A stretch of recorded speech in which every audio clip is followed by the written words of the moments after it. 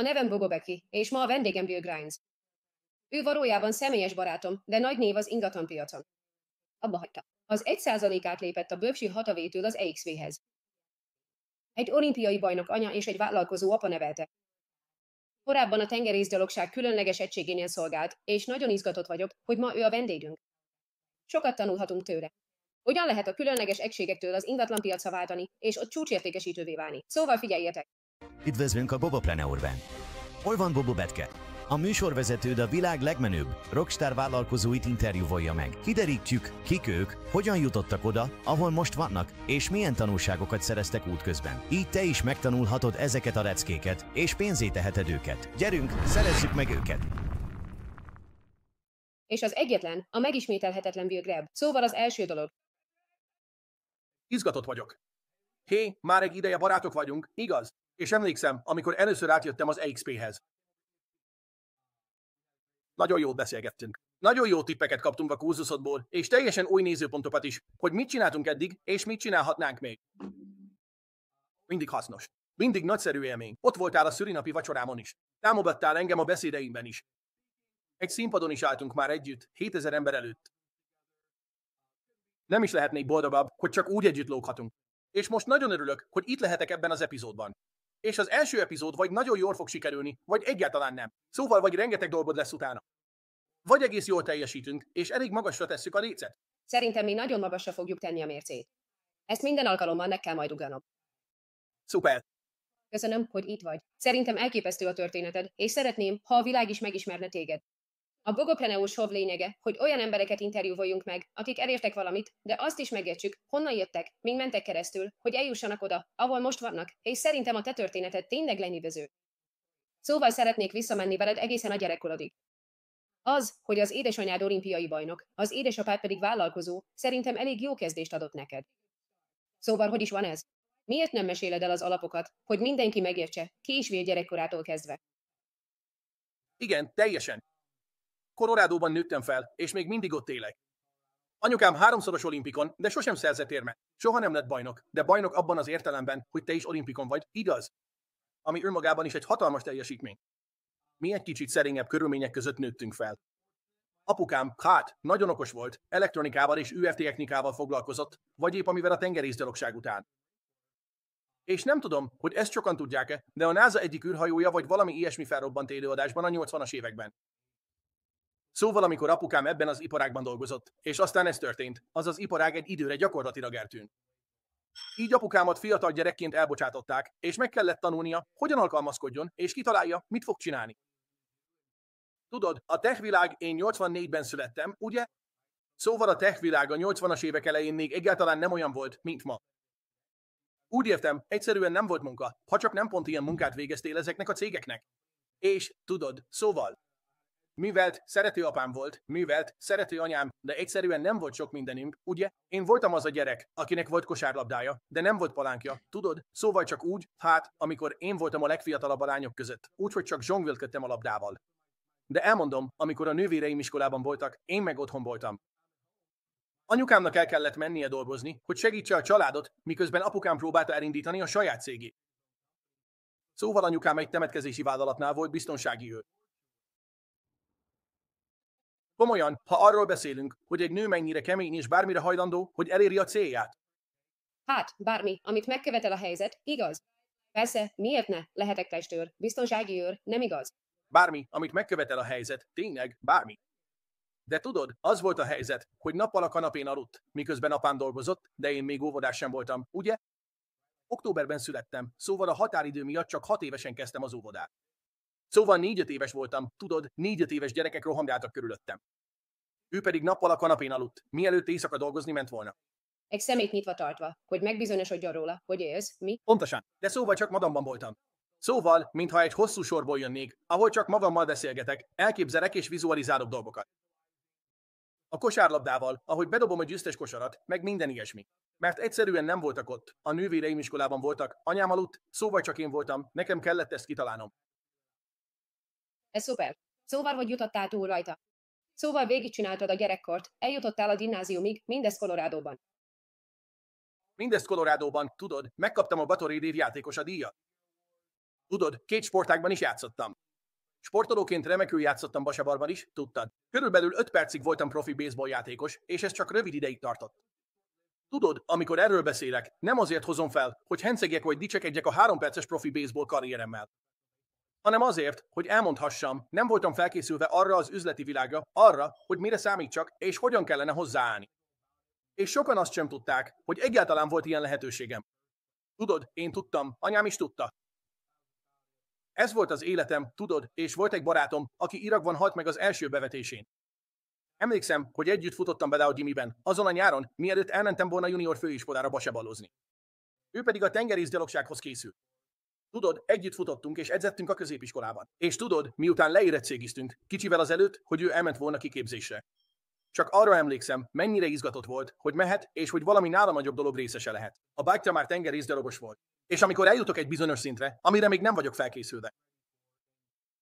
Tudod, azon a szinten már nem igazán csapatmunka van, mindenki csak próbál a következő szintre jutni, ez már inkább üzlet. 3 percig bírtam, és egyszerűen csak nem voltam erre felkészülve. De az a helyzet, hogy túl korán feladtam. Mentálisan nem voltam erre felkészülve. Valami nehézzé vált, gyerek voltam, balkezes vagyok, és eldobtam a labdát. 91 mérfölddel a középiskolai tehetségből. Soha nem volt nehéz számomra, de aztán nehézzé vált, mert amikor eljutsz arra a szintre, ott már mindenki jó. De ez egyben üzlet is. És egyszerűen fogalmam sem volt, mire számítsak. És tudod, én idő előtt abba hagytam, tudod, és ez egy nagy lecke volt, mert amikor úgy döntöttem, hogy a tengerészgyalogsághoz megyek, nem tudtam úszni. Soha nem nőttem puskával, amígben nem vonultam az alapkiképzésre.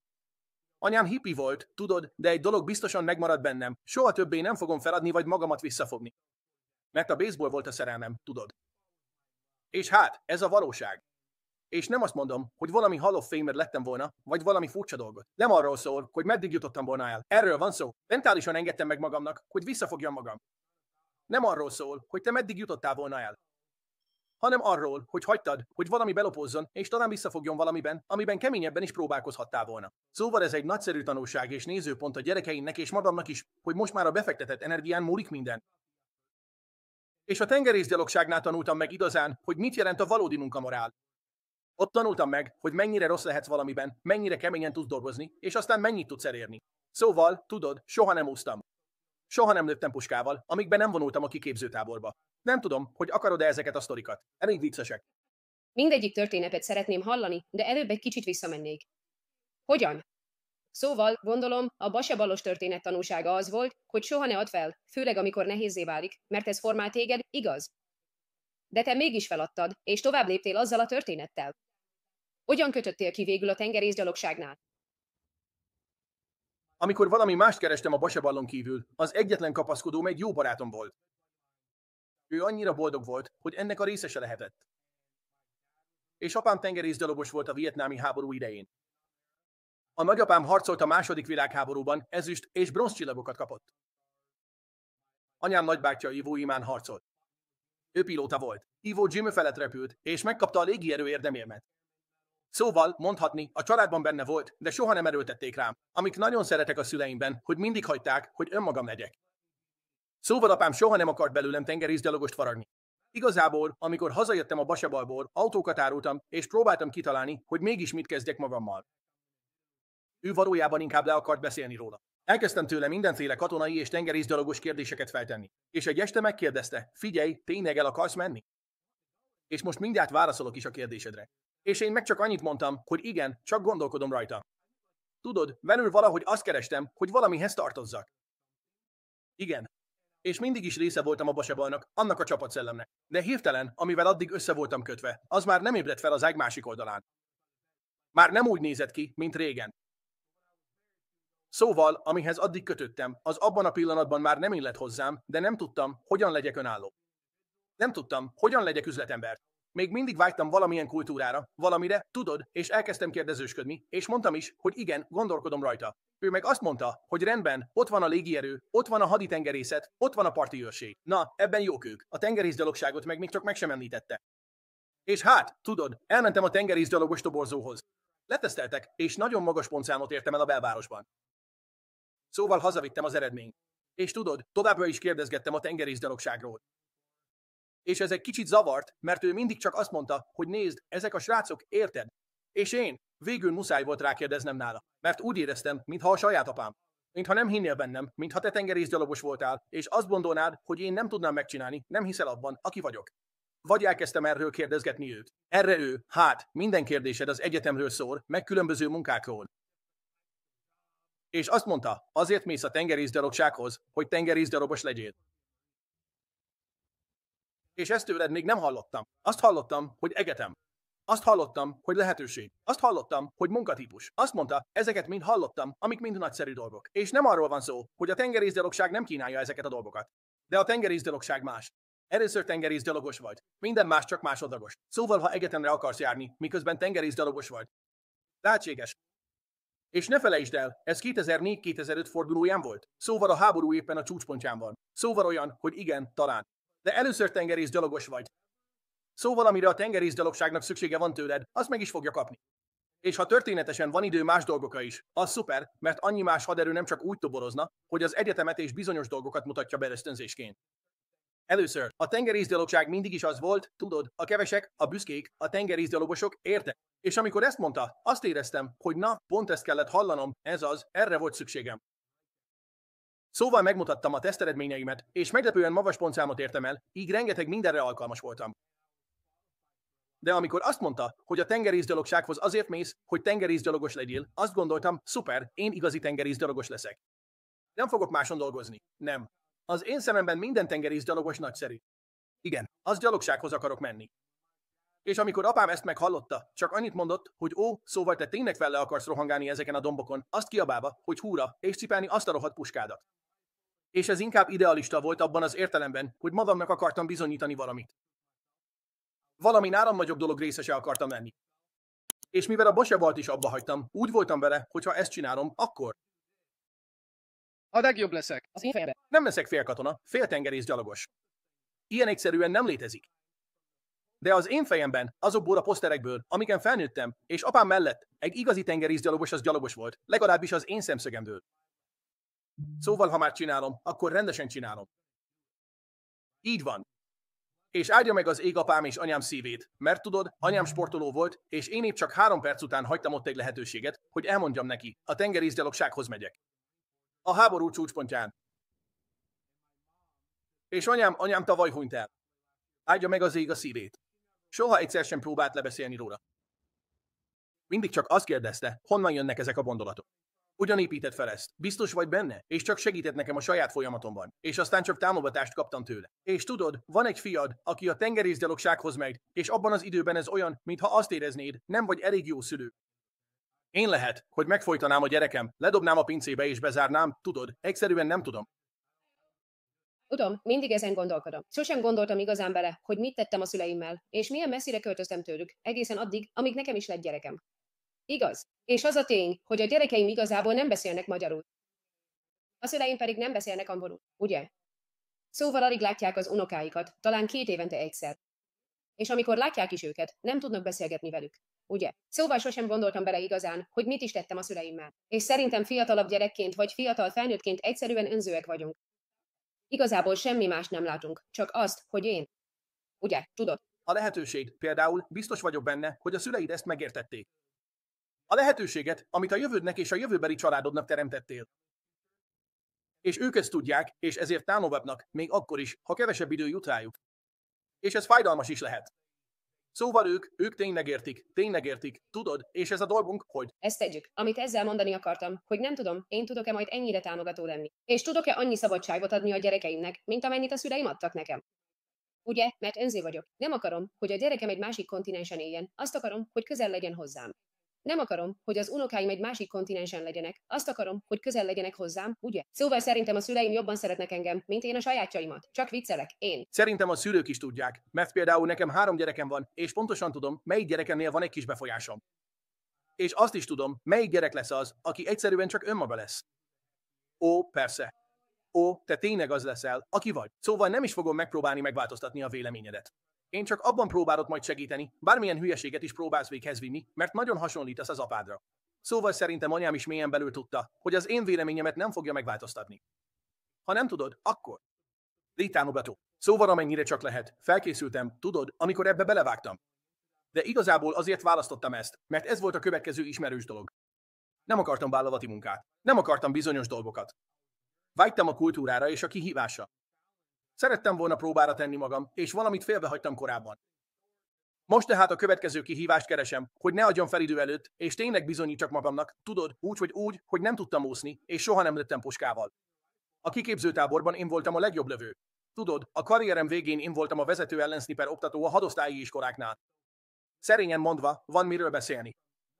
A semmiből lettem egy nagyon képzett, taktikai lövő. Szóval vannak eredmények, hiszen semmilyen tapasztalatom nem volt, és úgymond nyers tehetségem sem, mégis elértem valamit. És maga ez a tanulság a legfontosabb. Megtanulni, hogy valójában mennyire keményen tudsz dolgozni, és aztán megtanulni, hogy higgy magadban. És egyszerűen csak a türelem és az az idő, amit egy folyamatnak adni kell anélkül, hogy elvárnád, hogy már most nagyszerű legyél benne. Így van. Mik azok a tanulságok, amiket a tengerészgyalogságnál tanultál, és amiket ma is használsz a vállalkozói életedben? Szóval amikor lőttem, emlékszem, hogy odaértünk a lőtérre, és iszonyúan ideges voltam. És az alapkiképzésen, amikor eljutsz a lőtérre, az már a második fázis. Körülbelül egy 1,5 hónapja vagy az alapkiképzésen a 3,5 hónapból. És ilyenkor egy kicsit kedvesebbek veled, mert éles fegyver van nálad. Ugye? Szóval ilyenkor a kiképzők vagy bárki más nem olyan kemény veled. És emlékszem, hogy egy lőszeres ládán ültem. Készülöttem, ahogy szoktuk. Bár gyakoroltuk a testhelyzeteket is. És az első héten fegyverrel, de töltény nélkül, csak a testhelyzeteket gyakoroltuk, a ravasz húzását próbálgattuk. A második héten már ténylegesen elkezdtünk lőni a lőtéren, de én még nem lőttem addig. Épp rám került volna a sor, és nagyon ideges voltam. És Graham őrmester, a kiképző, odajött hozzám, és azt mondta, hé, mi a fene bajod van? Ma azért igyekszem kultúráltan beszélni. Ó. Nem, nyugodtan mondhatod. Gondolom, ki tudják sípolni, ugye? Srácok, igen, de tudjátok, úgy is értitek, mire gondolok. Rám néz, és megint, hé, mi a fene bajod van? És mondom, tudod, a kiképzőtáborban harmadik személyben kell beszélni. Szóval csak herekken habogtam. Azt mondogattam, hogy ez a regluta ideges, mert... Erre ő végül azt mondta, hé, fogd be. Csak beszélj velem normálisan. És én mondtam, uram, én még sosem lőttem. Erre ő, mi a bond? És én, hát, tudja, a többieket hallom beszélgetni a körletben. Ezek a srácok varászattal nőttek fel az apjukkal. Ez a fickó lövöldözött. Letérdel elém, és így szól, Grimes, figyelj rám!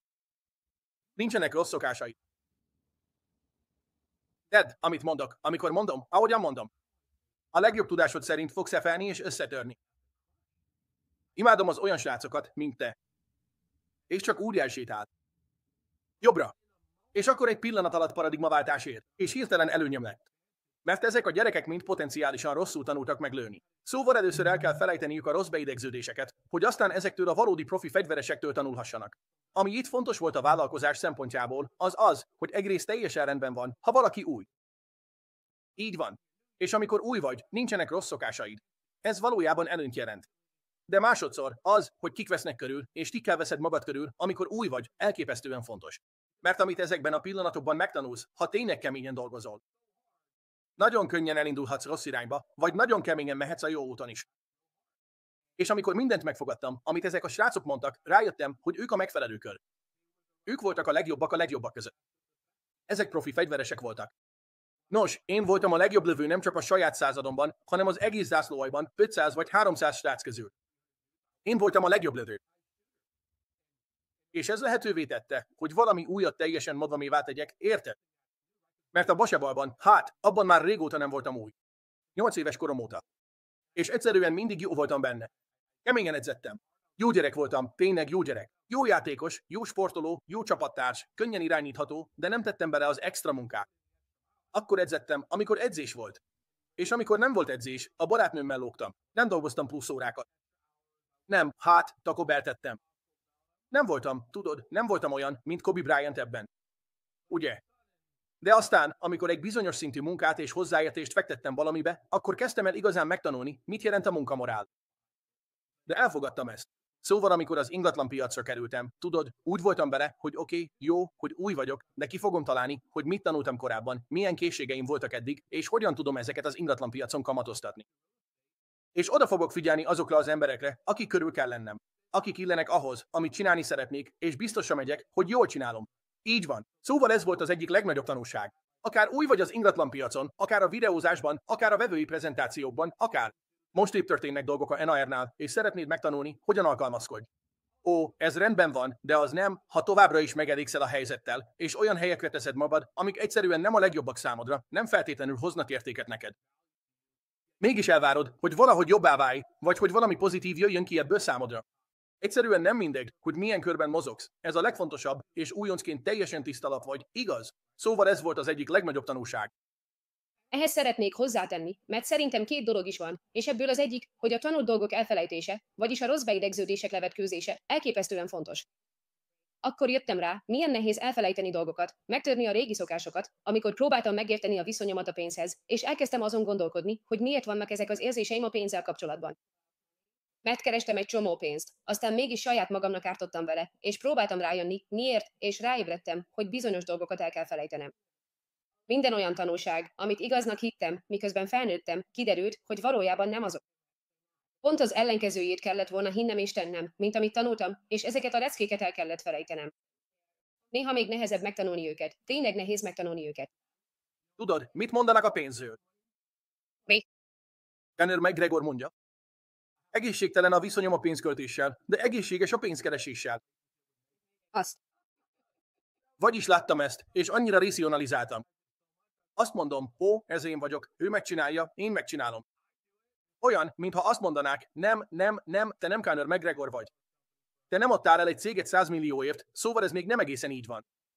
De érdekes, hogy mennyire képesek vagyunk racionalizálni dolgokat, vagy próbáljuk megmagyarázni, ahelyett, hogy egyszerűen visszatérnénk az alapokhoz, és ahhoz, ahogy tényleg csinálnom kellene. Megérteni önmagad, hogy ki vagy a legmélyebb szinten, nem azt, amit az elmét gondol rólad, vagy amit szeretnél lenni, hanem hogy valójában hogyan viselkedsz legbelül. Amíg helyesnek tudsz. Igen, és ehhez még hozzátenném, hogy a legnagyobb oka a sikeremnek az, hogy sikeres embereket másolok. Mindig mondom az embereknek, hogy én vagyok a világ legjobb utánzója, nem igaz? Ha van egy ötletem, amit meg akarok valósítani, akkor utána nézek azoknak, akik már elérték azt, végigcsinálták, és lépésről lépésre lemásolom, majd beépítem az életembe. Szóval úgy tűnik, amikor megtanultál lőni, a legjobbaktól tanultál. Nem voltak rossz beidegződéseid, amiket le kellett volna vetkőznöd, és te lettél a legjobb. Ez nagyon tetszik. Van még valami tanulság? Biztos vagyok benne, hogy rengeteg van, amit tanultál a Esős autóból. Ó, ember. Igen, és nekem a sebezhető pillanatok tetszenek. Tudod, például emlékszem, hogy nem tudtam úszni, és az nem volt valami jó. Például a nővérem bedobott a medencébe, amikor 5 éves voltam, a nagymamám lakóközösségi medenceházában, érted? Teljesen bepánikoltam. Utána neki kellett beugrania, hogy kimentsen, miután bedobott. Szóval nincs valami romantikus történetem arról, miért nem tudok úszni. Egyszerűen csak gyerekként megijedtem, és elkerültem az egészet. Aztán végül szembe kellett néznem vele, amikor elmentem kiképzőtáborba. És ott állsz egy ilyen platformon, 4-től 6 méter magasan a föld felett. És amíg ott vagy fent, mondják, hogy na, aki nem tud úszni, az tegye fel a kezét. Én meg csak annyit gondoltam, hogy na, az már nem. De ők már úgy is tudják. Azt mondják, hogy emeld fel a rohadt kezed. Mert amikor lejössz, az oktatók majd próbálnak segíteni, hogy fent tudj maradni a vízen, és ne fulladj meg. Szóval olyan vagy, hogy Istenem, rendben, nem tudok úszni. Szóval leugrok, amikor rám kerül a sor. És ahelyett, hogy megpróbálnék a vízen taposni, és hagyni, hogy valaki segítsen abban a pillanatban, hogy feljövök a felszínre. Az ellenkező irányba megyek, el a kiképzőimtől, el ettől a területtől, az én kis kutyaelvezőmtől. És csak azt hallottam az egyik kiképzőmtől, hogy Grimes, te anya, F-fel. Igen, és esküszöm, mintha a vízen járt volna, mert valahogy megelőzött, és előbb ért a partra, mint én. Vagy talán csak annyira lassan úszom, nem? Mintha lett volna ideje megenni egy szendvicset, sétálgatni, és én még mindig nem értem oda. De odaértek, és emlékszem, mintha a vízbe csapkodtak volna, miközben próbáltak lenyugtatni. És így felszínesen nézve, ennek semmi értelme nincs. Ez olyan, mintha azt várnád valakitől, hogy nyugodjon meg, miközben szó szerint a vízbe csapkodod. És hát, igen, ebben semmi észszerű gondolat nincs. Olyan volt, hogy rá kellett vennem magam, hogy próbáljam ezt megtenni, és valahogy túllépni a kultúrsokon. És egyszerűen csak azon, amit csináltak. Rá kellett vennem magam, mintha szó szerint kihúzta volna belőlem ezt a hülyeséget, szinte mint egy beavatkozásnál, nem? Ahogy kezdtem megnyugodni. Ők is engedtek a szorításon. És ahogy még jobban megnyugodtam, még jobban engedtek. És ahogy még inkább megnyugodtam, még inkább elengedték. Aztán elkezdték tanítani, hogyan lebegjek a hátamon, de borzalmasan ment. Aztán megpróbálták megtanítani, hogyan tartsam fenn magam a vízen. Abban is pocsék voltam. Szóval a következő 2 hétben a medence szélén voltam, és azt tanultam, hogyan kell rúgni, lebegni, és hogyan kell működnie a testemnek a vízben, amikor fenn kell tartanom magam. Ugye? De a tanulság ebben az, hogy 2 hétig ott feküdtem a medence szélén a hátamon, mint egy kisgyerek. A többi idiótával együtt, akik szintén nem tudnak úszni, tanultam, hogyan mozgassam a kezem és a lábam, ott feküdve a medence szélén, mint valami balfék. És amikor végre visszamentem a medencébe, hogy kipróbáljam magam, a SwimCall 4-es szintet értem el, ami a lehető legalacsonyabb minősítés. Szerintem azért, mert a háború a sivatagban zajlott, és tudták, hogy nem kell azonnal tudnunk úszni. Valószínűleg egy kicsit szívességet tettek nekem, és úgymond megadták a SwimCall 4-et, talán egy kicsit udvariasabban, mint ahogy kellett volna. A tanulság ebből az, hogy megtanulod, mennyire keményen tudsz dolgozni valamin, és mégiscsak ennyit érsz el. Ez a valóság, nem igaz? Szóval amikor ingatlanba kezdesz, vagy vállalkozó leszel. Nekem már megvolt ez az elvárás. Hogy mennyire tudok keményen dolgozni, meddig tudok eljutni valamiben, és mennyit tudok elérni a munkámmal. De nincs téves elképzelésem arról, hogy milyen gyorsan kellene megtörténnie. Emlékszem a rúgásaimra. Amíg a csípőhajlítóim nem akartak esni, tudod, és még mindig alig értek el kvalifikáció. Úgy értem, annyi hülyeséget csináltam, miközben egész nap a medencénél voltunk. És csó, az oktatók nem azok, nem játszadoznak.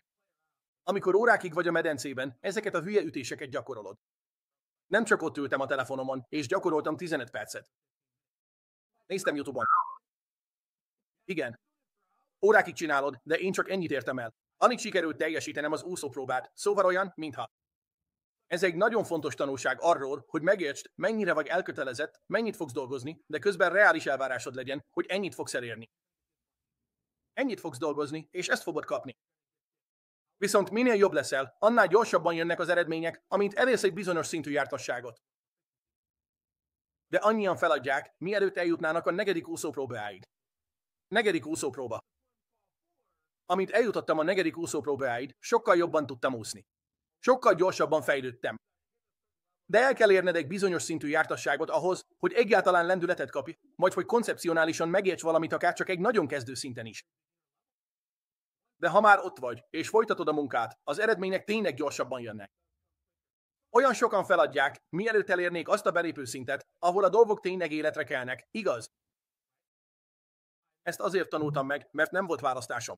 Ez nem olyan, hogy csak úgy elmehetsz. Hé, Joe, oktató, csak elmegyek ebédelni. Ez rendben van. Csak úgy abba hagyom a kiképzést. Én nem hagyom abba a kiképzést. Nem megyek haza, hogy azt mondjam a tengerészgyalogos apámnak, hogy ő meg tudja csinálni, de én nem. És nem akarok olyasmiben részt venni, ami kihívás számomra, aztán csak úgy kiszállni belőle, mint amikor basabaloztam. Elég volt bennem. Azt éreztem, hogy ki kell innen mennem. Akarod innen? Igen, tudod, megtanultam. Menj csak. Csak nyugodtan. Hát, ők megtörnek. Átvisznek a saját határaidon azzal, hogy nem adnak más lehetőséget, csak azt, hogy ott legyél. De aztán hirtelen, amikor áttöröd a saját határaidat, és eljutsz arra az első szintre, ahol a dolgok kezdenek összeállni, akkor jön az a bizonyos aha pillanat, igaz? De szükségünk van emberekre magunk körül, akik túllendítenek minket a saját érzékelésünk szintjén, hogy aztán ezt átérezzük, és azt mondhassuk, hú, ember, én. Mint, most már értem? Szóval már csak az alapkiképzés alatt is, tudod, talán nem közvetlenül azokban a pillanatokban, de ahogy a tengerészgyalogságnál folytatódott a pályafutásom, és ahogy más karrierek is jöttek a tengerészgyalogság után, olyan volt, mintha a szolgálat a munkamorálról és az elvárásokról szólt volna. Nekem az alapkiképzésem Tony Robbins volt. Minden évben elmegyek oda. Elmegyek az UPW-re, vagyis az Unleashed Power Within-re, mert ő pont úgy beszél, ahogy nekem hallanom kell. Így van, és minden alkalommal, amikor visszamegyek, úgy érzem, mintha teljesen lebontana. Aztán újra felépít, és amikor kijövök onnan, úgy érzem, készen állok meghódítani a világot. De szerettem volna hozzátenni, hogy én ezt Muhammad Alitól tanultam meg. Megkérdezték tőle, hány felülést csinál, és azt mondta, addig nem kezdem el számolni, amíg nem kezd el fájni. Ugye? És akkor rájöttem, hogy meg kell tanulni elviselni az ütéseket. Úgy értem, az ingatlanpiacban és bármely más iparágban, úgy érzem, hogy a vállalkozás, amikor egyedül vagy, annyi mindent kell megtanulnod. Annyi mindent kell megtanulnod magadról, a képességeidről, az álmaidról és a rendszerekről. És arról is, hogy mire és kikre lesz szükséged ahhoz, hogy eljuss a végcélhoz. És tudod, hogy megvalósítsd a célodat. De tényleg úgy érzem, amikor az úszásról beszéltél. És lenyomnak a víz alá, te feljössz levegőért, lenyomnak, te megint feljössz levegőért, ugye? Pontosan ilyennek érzem a vállalkozói létet. Mindig csak kapod az ütéseket. Ha csak feljössz egy pillanatra levegőért, akkor megint jó vagy 5 másodpercig, igaz? És úgy érzem, hogy amikor végre megjön az önbizalom, akkor már úgy vagy vele, hogy oké, próbálj csak lenyomni, nézd meg, mi történik, igaz? Igen, és aztán folyamatosan építed magadnak a tavat, mintha különböző bevételi forrásokat hoznál létre. Szerintem, tudod, én és az üzlettársam is, most már 7 különböző bevételi forrásunk van. Mindegyik az ingatlanhoz kapcsolódik, de van coaching, tanfolyamok, bevételmegosztás, saját termelés és befektetési ingatlanok is. Ezek nem egyik napról a másikra jöttek, hanem egyesével, de azért jöttek, mert fejlesztettük magunkat. Azért, mert alkalmazkodtunk a piachoz, a körülményekhez, fejlesztettük a képességeinket, egyszerűen elkezdesz beleilleszkedni különböző helyzetekbe, és a vállalkozói léted is ilyen, nincs ebben semmi különös. Ez nem különbözik attól, mint amikor házat építesz. Képzeld el, mintha mindannyian a vadnyugaton élnénk, ugye? És építed a házat, aztán jön egy vihar, és ledönti. Oké, akkor muszáj lesz. Legközelebb jobban építed meg, megerősíted, és megvéded a vadállatoktól vagy a viharoktól. És ahogy haladsz, minden egyre jobb lesz. Hozzáadsz ezt-azt, szóval tényleg nincs ebben semmi különös. Szerintem néha az emberek szemlélete, ahogy az ingatlanokra vagy a vállalkozásra néznek, olyan, mintha nem értenék. Srácok, ez egy út, egy önfejlesztési utazás, és semmi több. Mindig azt mondom, hogy a vállalkozás egy spirituális játék. De ezt nem szabad elfelejtened. Ha csak az eladás miatt csinálod, vagy úgy kezeled, mintha egy sima munka lenne. És nem úgy látod, ahogy igazán kellene már az elejétől fogva, hát akkor. És onnantól kezdve minden elvárásod hibás. Így van. És akkor gondolj csak bele. Ha ennyire mellé lövünk hosszú távon, vagyis ha mi ennyire mellé lövünk hosszú távon, mi történik? Mire odaérsz? A célponthoz 6 lábbal mellé lőttél a fránya célnak.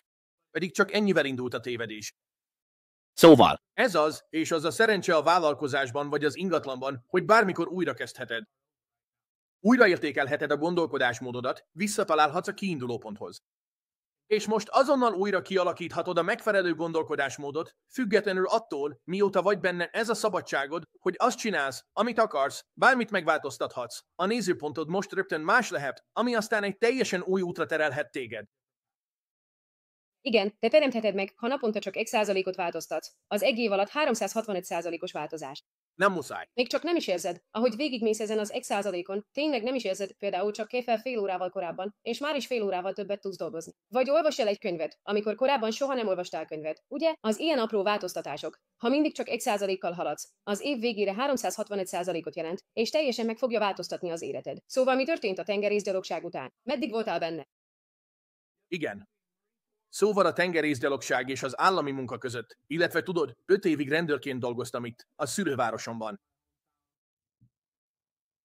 Összesen körülbelül 16 évig. És aztán úgy döntöttél, hogy jön ez a nagyszerű ötlet, hogy ingatlanos engedélyt szerzel. Igen, szóval amikor rendőrként dolgoztam, emlékszem, hogy röviden összefoglalva megkaptam a becsületérmet. Ezt őrangyaldíjnak hívják. A helyi tűzoltóságtól kaptam egy riasztás miatt, amin részt vettem. Volt néhány életmentő kitüntetésem is. Nagyon jól végeztem a munkámat, de a bajtársiasság az én tapasztalatom szerint nem volt ugyanaz. És volt néhány dolog, ami egy kicsit másképp hatott.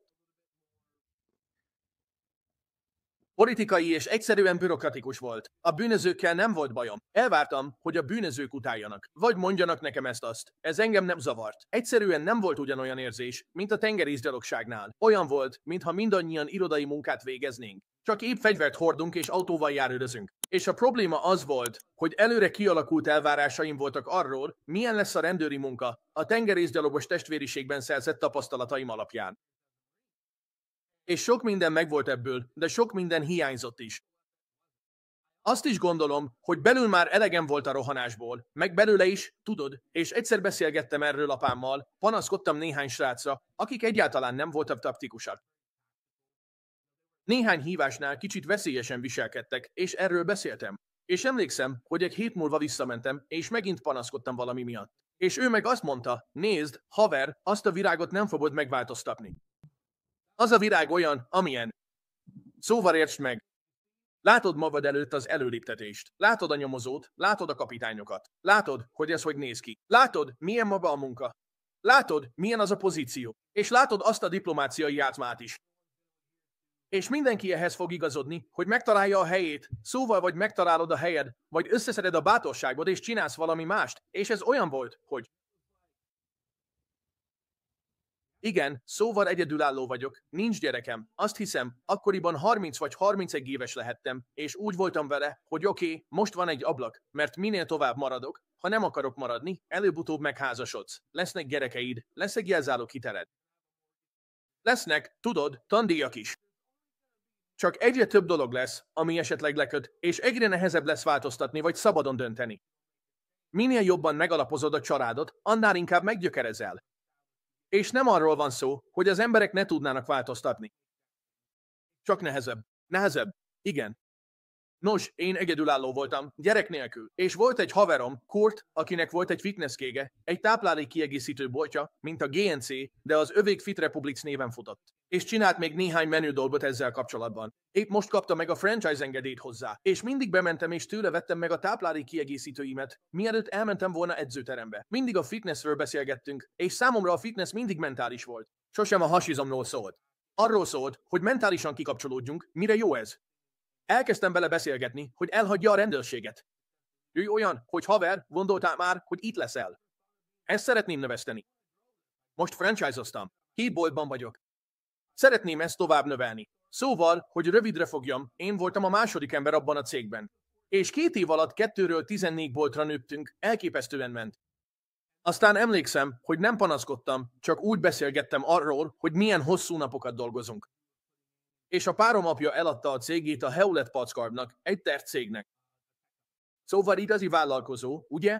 Igen. És nagyon jó a kapcsolata az apjával. Neki is van egy kis vállalkozói vénája. És ahogy ezt mondtam, ő megkérdezte, elgondolkodtál már azon, hogy ha napi 16 órát a saját dolgodba fektetnél, az milyen lenne?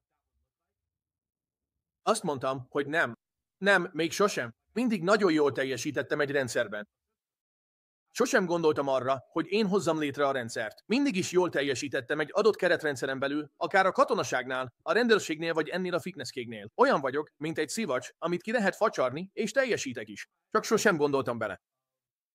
Hogy igazából mennyire más, ha te magad hozod létre a saját keretrendszeredet, és aztán azt facsarod ki. Volt egy másik haverom, aki nagyjából 6 hónappal előttem kezdett ingatlanozni, és nagyon jól ment neki, ráadásul ő is értékesítésben dolgozott. Ő rendezvényeket szervez, fitness eseményeket, nagy, 10 000 fős rendezvényeket. És én segítettem neki néhány eladásban is ezeknél. És amikor az egyik fitness eseményén segítettem neki, megemlítettem neki, amit a párom mondott. Erre ő azt mondta, tesó, ebben a világban te nagyon veszélyes lennél. Érted? De a lényeg az, hogy amikor Keith megemlítette az ingatlanosdit, azt mondta, szerintem ebben nagyon jó lennél. És amikor a haverom megemlítette, nem volt bennem ego, semmi. A státusz nem számított nekem. Az, hogy vezérigazgatónak kell lennem, vagy hogy megint leégjek anyagilag, ezek a dolgok nem számítottak nekem. Amikor elkezdtek az ingatlanról beszélni, csak azon gondolkodtam, hogy milyen készségeim vannak. Milyen eszközeim vannak, amik hasznosak lehetnének az ingatlan szakmában. Az ügyfelek érzelmeinek kezelése, előrejelezni, mi fog történni a jövőben, rendszerek és folyamatok kialakítása bizonyos dolgok megelőzésére, az emberek felkészítése arra, ami előttük áll, ezekben mind nagyon jó voltam, és tényleg, igen. És ezzel szemben, hogy én az ingatlan szakmát úgy láttam, mint egy focimama szerepet, és hogy ugyan már a tengerészgyalogosokból focimama lesz. Ez a baj, az ilyen emberek saját maguk útjába állnak. Én viszont a készségeket láttam, és rájöttem, hogy igazuk van, szóval nagyon izgatott lettem, de aztán... Szóval otthagytam a Fit Republicot. Adott egy kis végkielégítést, amikor eljöttem. Tényleg rendes volt velem, adott pár ezrest, de aztán el kellett mennünk egy esküvőre San Diegóba Keith családjához. Ja, és volt 2 autóm meg egy lakásom, baromság. És nagyon gyorsan mentem a 10 000-ről 36 dollárra. Szóval ez az izgalmas vállalkozói, na most belevágok dolog, nagyon gyorsan elvesztette a romantikáját. Szóval... Hála Istennek, amúgy is pont abban a hónapban járt le a lakásbérletem. Nem hosszabbítottam meg. Eladtam az autóimat, és a haverom anyjának a kamrájában aludtam lent, egy kis egyszemélyes matracon, közvetlenül a Fig Newtons kekszek és a desztillált víz mellett. És mindig mondom az embereknek, ha érzelmievő vagy, ne aludj kamrában, főleg átmeneti időszakban. Esküszöm, mindig nevetett rajta, mert azt mondta, hallom, ahogy ott bent nassolsz, mint egy kis egér, eszed a Fig Newtons kekszeket, ugye? De nem féltem újra kezdeni, haver. Már voltam új helyzetben korábban is, és nem féltem attól, hogy mindentől megfosszam magam. A tengerészgyalogság ezt megtette velem. A tengerészgyalogság mindentől megfoszt, és újraépít. Szóval tudod, amíg saját magad megvan, addig minden rendben van. Szóval az, hogy megszabadultam az autóktól, a lakásoktól, a státusztól, egyik sem számított. Egy kamrában vagyok, de itt vagyok én, és már jártam itt korábban is. Szóval én átölelem ezt a tüzet, ugye? A dolgok a forróságban kovácsolódnak. Ez nekem rendben van, ugye? Felkeltem, edzettem, hogy rendbe tegyem a fejem. Egész nap tanultam. Este elmentem Uberezni és EYFT-ezni, hogy keresek egy kis pénzt, aztán újra és újra ugyanaz. És onnantól kezdve alkalmaztam néhány készségemet, és a megfelelő emberek elé helyeztem magam. Az első évemben 34-től 35 üzletet kötöttem, miközben az év felénél már a barátommal együtt csapatot is építettünk. A világon a legjobb 1%-ba kerültünk a Berkshire-nél. Én. Elnézést. Most azt mondtad, hogy az első évedben több mint 30 tranzakciót csináltál, és csapatot is építettél. Igen, szóval én magam csináltam 35 tranzakciót, emellett építettem egy csapatot, ami bekerült a legjobb 1%-ba. A csapatot ráadásul csak az év felénél kezdtük el. Ez elképesztő. Egyébként csak hangosan mondom mindenkinek, aki nem tudja. Az esélye annak, hogy egy teljesen új ügynök már az első évében csapatban legyen, vagy akár csak 34 tranzakciót csináljon, szinte nulla. Azt mondanám, hogy a felső 1% az biztos, a legfelső. 1%. A nagyszerű az volt, hogy már régóta vezető voltam. 16 évig voltam vezető. Nem az EYFT csináltuk, nem a Realtor, kommal foglalkoztunk. Azt tanítottam az ügynököknek, hogyan kell kiszolgálni, hogyan kell ügyfélélményt teremteni, hogyan kell az emberek elé kerülni. Sok videót készítettünk a Fit Republic Fitness Cake-nek, rendezvényeket szerveztünk, videókat készítettünk, a közösségi médiát is egy bizonyos módon csináltuk. Amit ott tanultam, azt felhasználtam, és iparági újítóvá váltam. Senki sem csinált videót úgy, ahogy mi, de én a fitness világból jöttem, ahol ez nagy dolog volt, és tudtuk, hogyan kell csinálni. Egyszer csak átjöttem ide, ahol senki sem csinálta. És ez egy nagy iparági újítás volt, igaz? Szóval ezt az eszközt tudtam használni. És aztán megtanítottam másoknak is. A második évben már a legjobb 0,5 vagy 0,1%-ban voltunk, tudod, és innen indultunk el, utána kezdtünk el igazán foglalkozni a YouTube-bal, és onnan csak nőtt az egész, ami a platformjainkat illeti, meg amit csináltunk. Most már az Expenél vagyunk, több 100 milliós forgalmat bonyolítunk, van egy YouTube csatornánk, ami évente 7 számjegyű bevételt hoz, van pár száz ember a Downineunkban, amit én a vezetés 7 szintjének hívok, és ez eddig csak így épült, tégláról téglára, érted? Nem csináltuk meg mindent egy éjszaka alatt, tényleg csak egyesével raktuk le a téglákat, mindig csak egy dolgot egyszerre. De idővel ez a lendület tényleg elkezd felépülni. És az ingatlan előtt szerzett tapasztalataim legalább abban segítettek, hogy megértsem a folyamatokat. Szóval új vagyok az ingatlanban, de abban nem vagyok új, hogy új vagyok. Nem vagyok új a struktúrában. Nem vagyok új a vezetésben. Nem vagyok új a következetességben. És nem vagyok új abban sem, hogy elvárjam a folyamatot, és hogy a dolgok hogyan fejlődnek, igaz?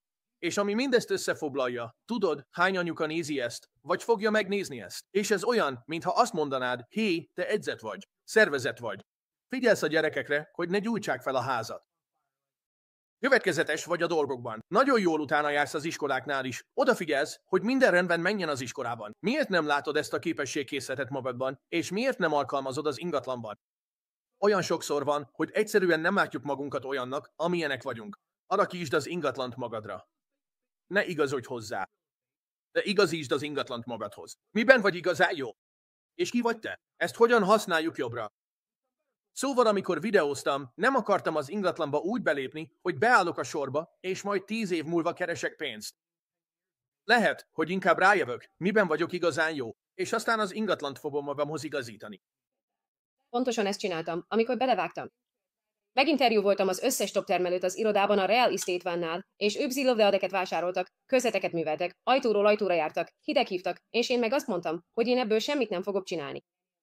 Úgy éreztem, hogy ezek mind ellenkeznek a lényemmel. Szeretek viccelődni, hogy ezek mind tiltottak a vallásomban, és az EYFT amúgy sem engedhettem volna meg magamnak, de az is tiltott volt a vallásomban. Eldöntöttem, miben vagyok jó, mi megy könnyen, mit engedhetek meg magamnak. Ez volt a közösségi média. És hol vannak az idegenek? Mert én nem ismertem senkit. Szóval úgy vágtam bele, hogy ugyanazzal a gondolattal, hogy én vagyok a legalacsonyabb lúzer, akivel valaha találkoztál, szóval ha csinálod valamit, akkor a lista érén akarok lenni, vagy inkább bele sem kezdek. Soha nem csináltam semmit félbőzzel az életemben. Szóval amikor belevágtam, azzal az elhatározással tettem, hogy én leszek a legjobb előadó, vagy bele sem kezdek. És aztán fel kellett tennem magamnak a kérdést, hogy mit vagyok hajlandó megtenni, mert miután utána néztem, hogy valójában mit is jelent top producernek lenni, rájöttem, hogy van egy csomó dolog, amit nem vagyok hajlandó megcsinálni, és így leszűkült a kör. Nekem a közösségi média az, ami működik.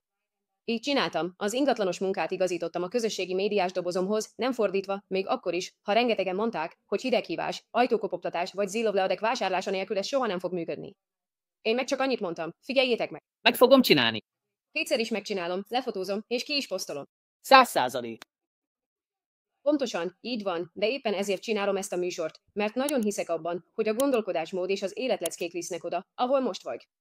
Mert ha nincs rendben a fejedben, teljesen mindegy, milyen lehetőség van előtted, nem fogsz cselekedni.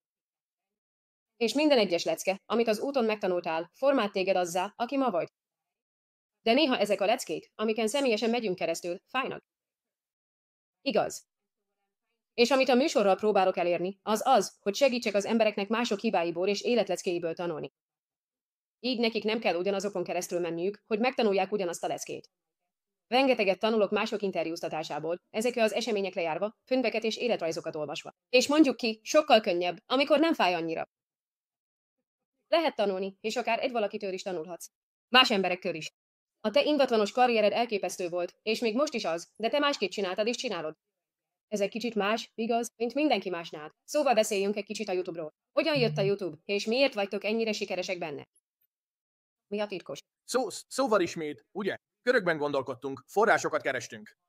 Akkoriban indult a podcastünk. Talán 6 hónapja csináltuk, amikor meghívtak minket egy nagy podcastba San Franciscóban. Oda repültünk, felvettük, hazajöttünk. És minden alkalommal, amikor podcastban vagyok, tudod, mindig hálás vagyok, hogy meghívnak. És mindig meg szoktam kérdezni tőlük, hogy ha van valaki, aki jól illene a podcastünkbe rajtad kívül, mi nyitottak vagyunk. És tudod, egy úriember bemutatott minket mostani barátainknak, Jesse-nek és Jacksonnak, akik igazából úttörők voltak ebben az életot koncepcióban, mármint a YouTube-on, tudod, volt egy hölgy előttük is. Ő csak nem igazán csinálta nagyban, tudod, és Jackson, aki marketing háttérből jött, tényleg elkezdte kidolgozni ezt a koncepciót. És hát, ő egy érdekes fickó. Szóval meghívtuk őt a podcastunkba. Mi nagyon jók vagyunk a közösségi médiában. Ő pedig nagyszerű a YouTube-on, ahogy erről beszél is. Én is a saját podcastomban tanulom a szakmát, miközben hallgatom. Amikor befejeztük a podcastot, Eri, az üzlettársam, és én is olyanok voltunk, hogy figyelj, ez tényleg nagyon érdekesnek hangzik. És ő azt mondta, srácok, ahogy ti uraljátok a közösségi médiát, ez sokkal több munkát igényel, de ez egy igazi szörnyeteg. Ez egy szörnyeteg. És igazából senki sem csinálja ezt. Ez tényleg tökéletes lenne nektek.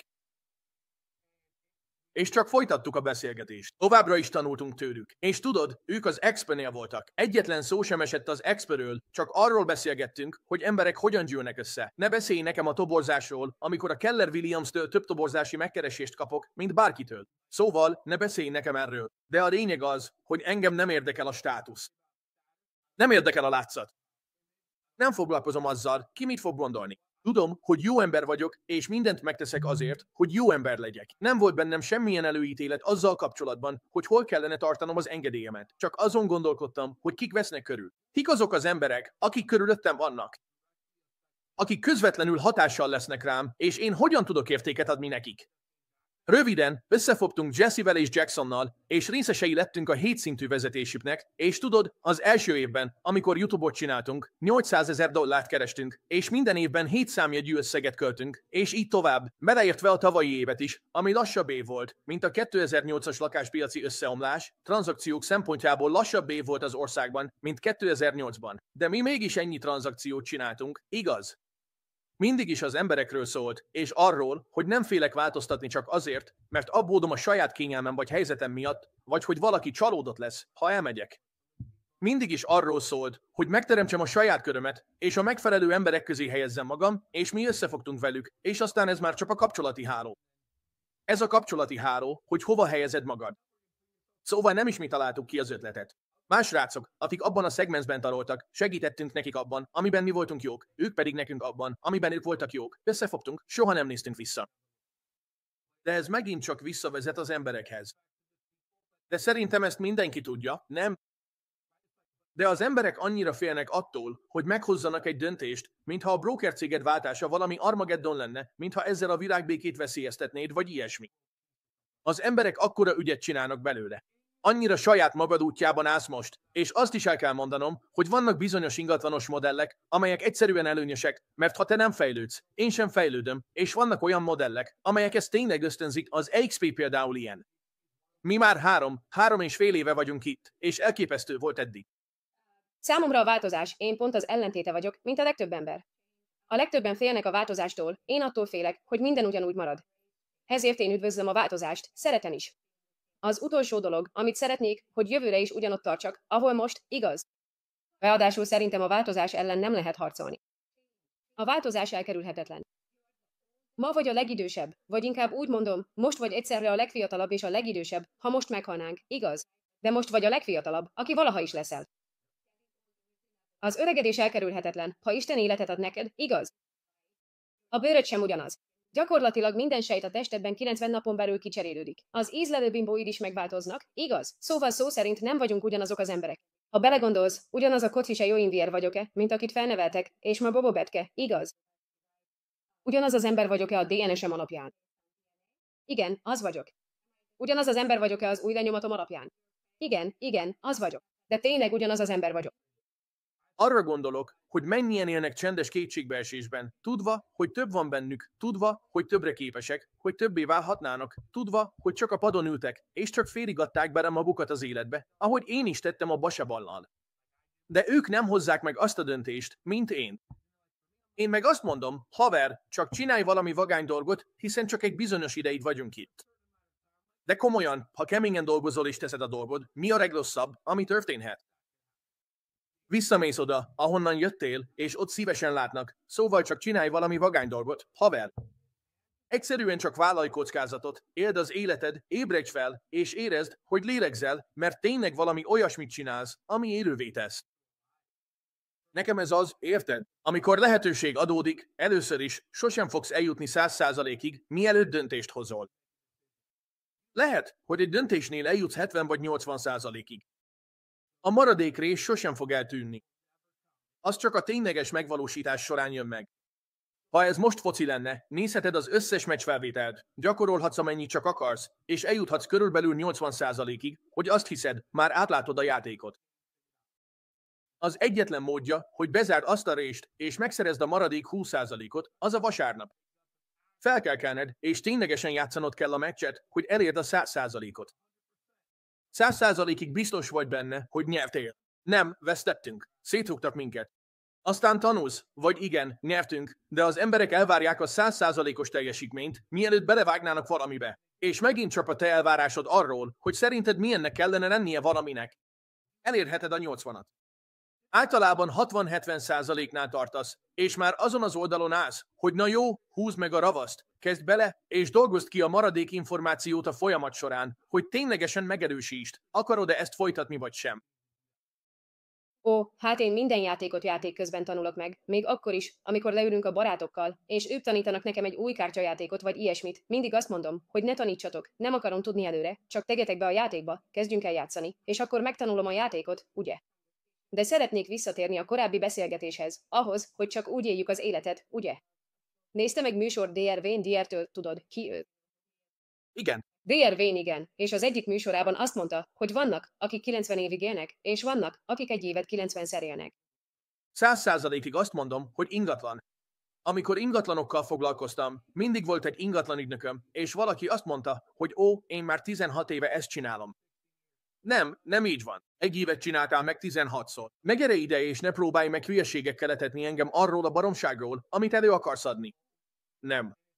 És ez tényleg egy nagyszerű gondolat, hogy hogyan érdemes ezt nézni az evolúció szempontjából. Mi az evolúciója a vállalkozói karrierednek? Mi az evolúciója az ingatlanos karrierednek? És ezt magadnak kell elindítanod, mert ez nem a vállalati Amerika. Senki nem fog előléptetést adni neked. Senki nem fog fizetésemelést adni neked.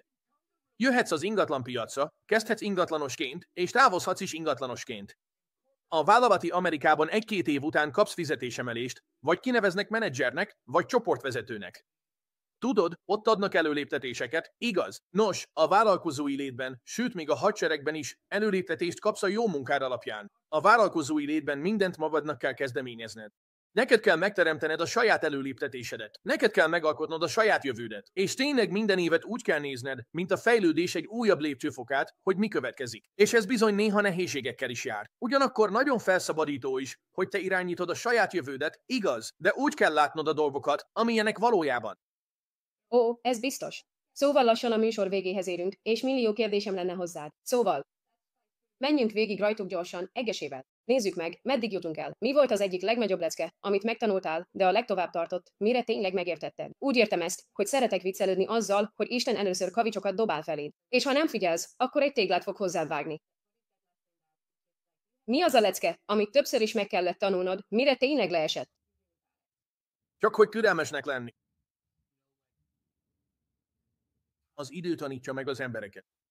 És vezetőként sokszor. Már tudtam a választ valamire, mert már átéltem korábban.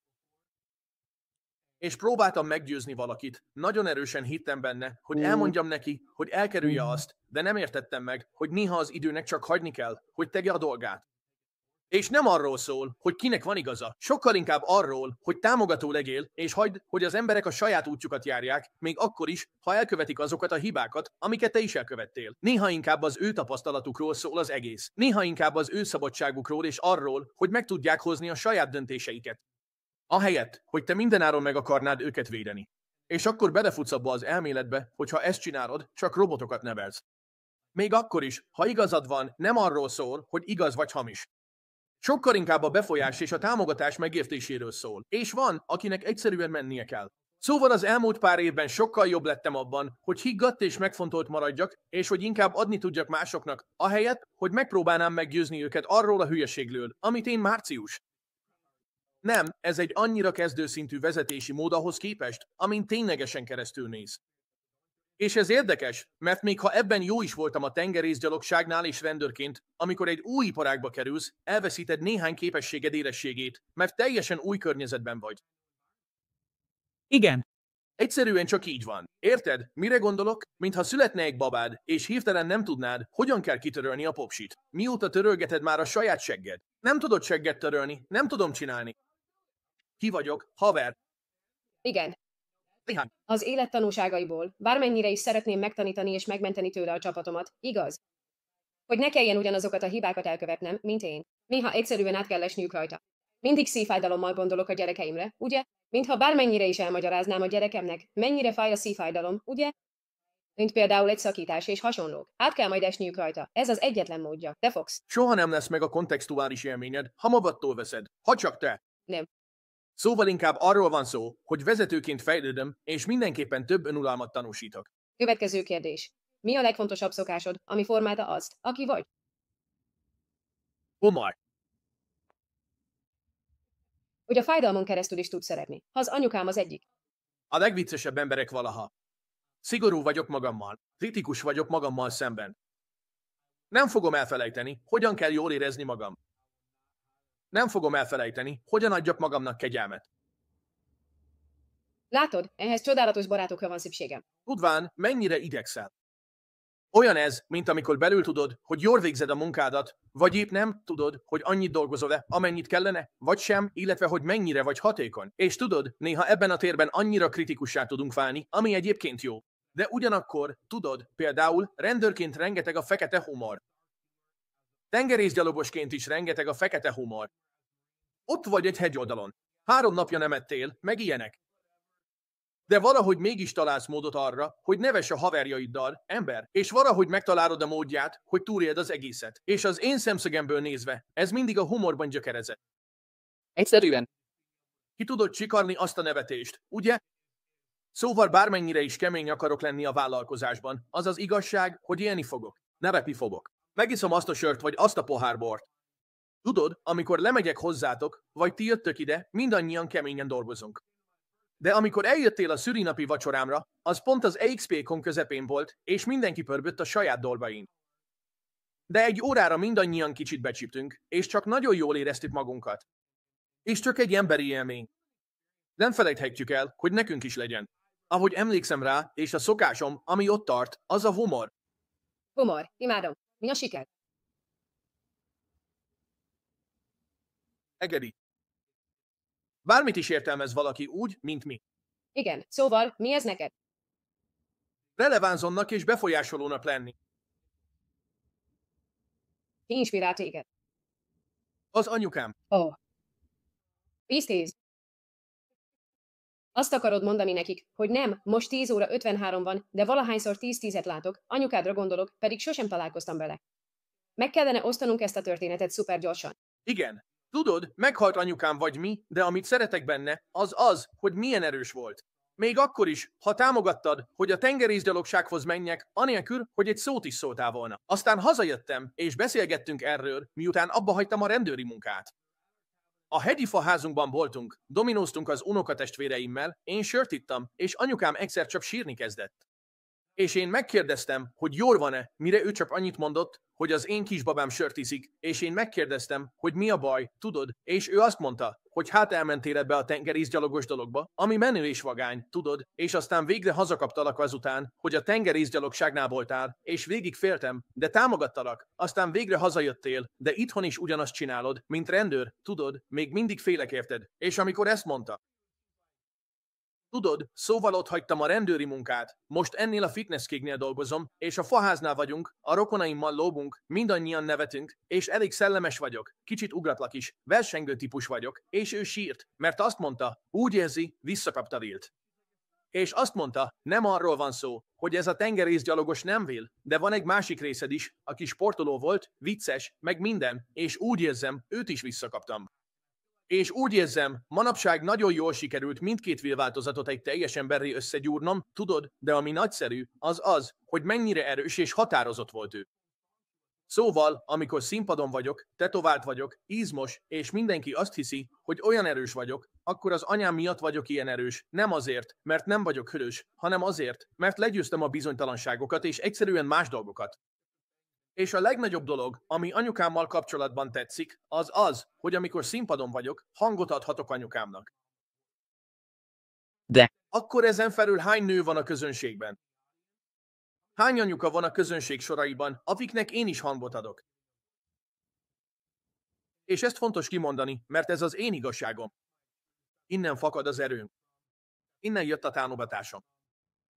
És ez csak az én igazságom, de nagyszerű érzés más anyukáknak is hangot adni egy olyan fiún keresztül, akit egy anya nevelt fel, ugye? Szóval ez nekem tényleg fontos, ugye? Szóval nekem 2 is van. Belőlük. Remélem, én is jó munkát végzek. Jobb is, jobb is. Egyszer majd rájönnek, ugye? Van valamilyen mantrád vagy mottód, ami vezet téged az üzletben vagy az életben?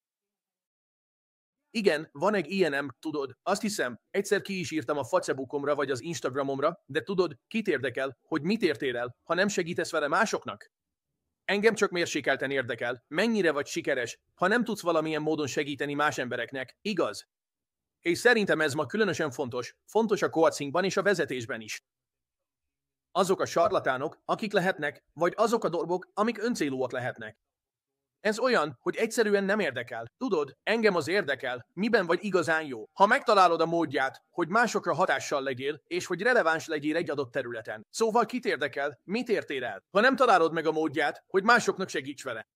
Az egyik kedvenc idézetem az, hogy az életben bármit elérhetsz. Minél több embernek segítesz elérni azt, amit szeretnének. Ez igaz, és az ajándékoknak rajtad kell keresztül menniük, nem hozzád kell érkezniük. Igaz? Ha Isten megáldott, ha kaptál egy ajándékot, és van befolyásod vagy képességed valamire, akkor abból te is profitálsz valamennyit, mert ez bizonyítja a koncepciót, és az emberek látják, hogyan élsz vagy mit csinálsz. És ez nagyszerű, csak azt kell megértened, hogy attól, hogy ezt megkaptad, még nem jelenti azt, hogy itt vége is van. Ennek rajtad kell keresztül mennie. És folyamatosan hatást kell gyakorolnod. És ez az, ami miatt a legjobban érzem magam abban, amit vezetőként csinálok. Igen, ezt megtanultam. Denzel Washington egyik beszédében hallottam ezt. Azt mondta, mindenki tanítson meg valakit. Tanulj csináltani is. Ez fontos. Szóval, ha veled élnénk, mint ahogy a külvilág nem ismeri az igazi világot, ugye? Van valami furcsaságod vagy olyan dolog, ami egyedivé, szokatlanná tesz, amit csak azt tudhat, aki tényleg együtt él veled. Nagyon jól alszom. Az üzlettársamnak ezt meg kellett tanulnia. Egyszer rátett egy mérőre, hogy figyelje az alvásomat, mert ő is mérte a sajátját. Szóval mértük az alvásomat, és azt mondta, haver, a te erejemalvásod 136%-kal jobb, mint az enyém, és az egész oké, amiért hajlandó voltam felvenni, az volt, hogy valamiért bebeszéltem magamnak, hogy alvási apnoém van, pedig ez egyáltalán nem volt igaz, és semmilyen tünetet nem mutattam, ami ezt igazolta volna. Egyszerűen csak látni akartam, de a lényeg, hogy hosszú történet röviden. Egy eseményen voltunk, megosztottunk egy hotelszobát, mert általában külön szobát foglalunk, de most minden foglalt volt. Együtt aludtunk, ő a saját ágyában, én a sajátomban, és megkérdezte, nem baj, ha bekapcsolok egy kis fehér zajt alváshoz. Mondtam, persze, semmi gond. Nem zavar, ha egy kicsit bekapcsolom a telefonomat. Ő meg, persze, semmi gond.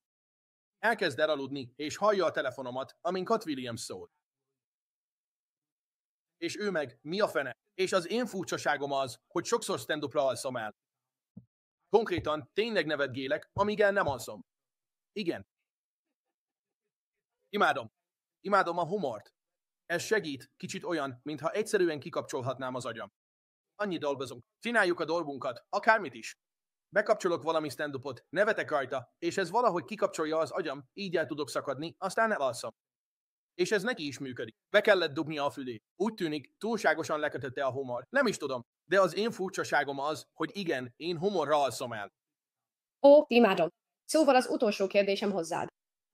Aztán ezt az epizódot le is zárjuk. Nagyon köszönöm, hogy ma itt voltál. Legutóbb, amikor Facetimeon beszéltünk, éppen egy könyvet olvastál. Szóval melyik az a könyv, ami talán megváltoztatta az életed, vagy a kedvenced, vagy amit mindenképp ajánlanál a következő vállalkozónak, hogy el kell olvasnia? Tudod, én például nagy híve vagyok Jocko Willitznek, meg az összes vezetői könyvének, például az Extreme Ownershipnek, vagy a The Dichotomy of Leadershipnek. Ha arra vagytok kíváncsiak, hogy most éppen mit olvasok, akkor azt mindjárt meg is mutatom. Ez Phil Jackson. Ez az 11 gyűrű. Szóval Phil Jackson volt Michael Jordan vezetőedzője a Bullsnál, amikor 6 bajnokságot nyertek. Ő volt Kobe Bryant edzője is, amikor 5-öt nyertek. Nagyon tetszik, ahogy a könyvében bemutatja a vezetést, a befolyásolást, és hogy hogyan választja meg, hogyan edzi az embereket. És igazságosan edzed az embereket, nem ugyanúgy edzed őket. Igazságosan edzed őket, de az embereknek egyszerűen másra van szükségük. Szóval ez egy érdekes könyv. Én nem vagyok annyira taktikus típus. Imádok emberekről olvasni. És amikor kiemelem a tulajdonságaikat, az olyan, mintha egy könyv egy utazás lenne, és izgatottan várom, hogy tovább olvassak. Nekem nem igazán van szükségem taktikákról szóló könyvekre, sokkal inkább az emberek érdekelnek. És itt van ez a könyv is, pont mellette, mindenki ismeri a Bibliát, de amit erről a Quest Study Bibleról mondani szeretnék, hogy ebben a Szentírás mellett jegyzetek is vannak. Ez a Biblia elmagyarázza, hogy mit is olvasol valójában, mert számomra az Ószövetséget és az Új Szövetséget sem tudom igazán megérteni és kibontani. Vagy megérteni sok mindent, néha annyira nehéz. De ezek a jegyzetek, amik vele járnak, mint ezek a rövid összefoglalók az oldalak szélén, elolvasom őket, aztán elolvasom a rövid összefoglalót is, és ez még jobban elmagyarázza, hogy miről is szól az adott fejezet. Ez mindig nagy segítség volt számomra, szóval ez a két könyv van nálam, és nyilvánvalóan a Biblia, az egy állandó. Karácsonykor tavaly mondtam neked, hogy szeretnék egy Bibliát, és azt hiszem, most megtaláltam, amit szeretnék, szóval nagyon köszönöm, elküldenéd most nekem. Most nekem kell elküldenem neked, megint tartozom neked, nem lehet. Csak küld el a linket, nagyon szépen köszönöm, hogy itt vagy. Köszönöm. Tudom. Sokáig mentünk, ez volt a mai kihívásom. Olyan voltam, mintha azt gondolta volna, hogy 45 percig fogunk beszélgetni, de én. Vandalam. Nagyon jó dolgokat kaptam. Talán újra visszakaphatunk titeket. 100%. Bármikor szükséged van rám, ott vagyok. Nem tudom eléggé megköszönni a támogatásodat. Bárki, aki ezt nézi, ha fontolgatod a Gogoté, vagy még nem dolgoztál vele, javaslom, hogy tedd meg. Nagyon szépen köszönöm. És a legjobb módja, hogy megtaláld a csapatodat, kérlek, tedd ki Villa elérhetőségét a képernyőre. Az pedig a villa__glimes vagy villglimes.com. Így van, tessék. Nagyon köszönöm, köszi Bill, szia, örülök, hogy láttalak. Hiszen állsz, hogy fejleszd a gondolkodásmódodat. Most jön a Mit tenne Gobo?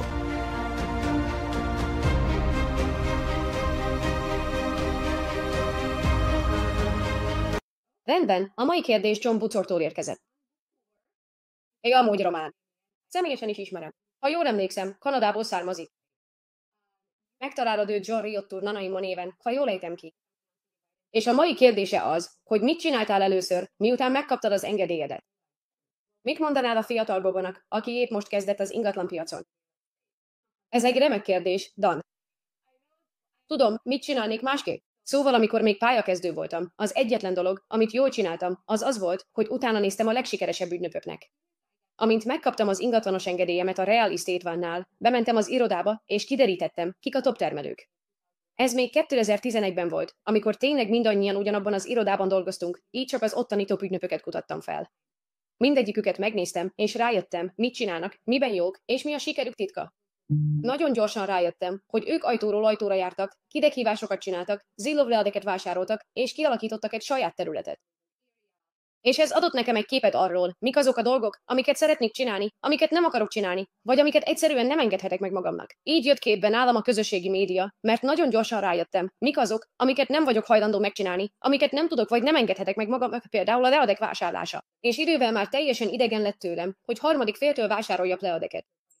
És igazából az a célom, hogy mindenki megtanuljon magának halat fogni, és hogy ételt tudjon tenni az asztalra. De amit nem csináltam jól, és amit ma már bánok, az, hogy nem tudtam azt, amit most tudok. A munkamorálommal és a tudás iránti éhségemmel biztosan csatlakoztam volna a csapathoz. Ha akkor tudtam volna azt, amit most tudok, csatlakoztam volna a csapathoz. Azonnal csatlakoztam volna a csapathoz. Elől, középen lettem volna. Elmentem volna minden eladási megbeszélésre, minden vevői találkozóra, minden nyílt napra. Minden ügynököt követtem volna, minden lakás ellenőrzésen ott lettem volna, bármit, amit csinálnak, mert imádom az információkat, ugye? És mindent magamba szívtam volna, mint egy szivacs, igaz? 6 hónapig vagy akár 1 évig mindent megtettem volna, ami csak tőlem telik. Igen, elfogadnék 50%-os fizetéscsökkentést, így olyan lehetőségekhez és tudáshoz jutnék, amit másképp nem kapnék meg. És ezt a tudást és lehetőséget 1 év múlva életem végéig 100%-os jutalékká tudnám alakítani. Szóval, amit ma tennék, az lenne, hogy csatlakoznék egy csapathoz, hogy a lehető leggyorsabban magamba szívjam ezt az információt, mert ez fogja fellendíteni az üzletedet és felgyorsítani a vállalkozásodat. Nagyon sok időbe telt nekem. Első évenben $16,000 kerestem, másodikban 36,000, harmadikban 70,000 dollárt. Szóval gyakorlatilag minden évben megdupláztam, de sokkal jobb lenne, ha inkább 100,000 dupláznék az első évben 200-ra, aztán 400-ra, mint hogy 16,000 duplázok 36,000-re, majd 75-re, nem igaz?